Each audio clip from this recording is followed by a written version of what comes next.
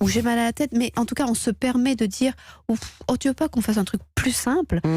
Et ça c'est bon aussi, c'est doux parce qu'on n'est pas obligé d'être toujours en démonstration, une sorte de faux self, de fausse image de soi. C'est moins fatigant, mais c'est pas pimenté, quoi.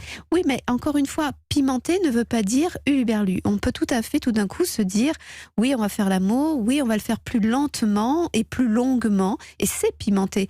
Ou oui on va se faire des regards de braise en plein milieu d'un dîner entre potes, où c'est le dîner et l'autre, effectivement, le partenaire qui regarde ça, qu'est-ce qui se passe?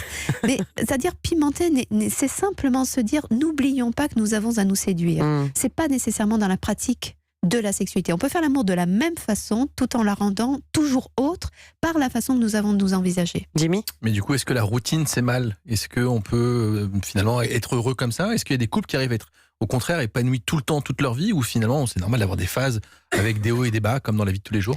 C'est tout à fait normal, bien évidemment. Après, la capacité qu'ont les uns et les autres à faire avec cela, surtout happé par la curiosité de l'extérieur, des propositions de l'extérieur. Mais rappelons qu'un être humain se construit sur la base de la routine. Est-ce que vous imaginez une seule fois, hormis les vacances scolaires, proposer à vos enfants des repas pas aux mêmes heures, où il ne sait pas quand il va manger, où il ne sait pas quand vous allez venir le chercher à l'école?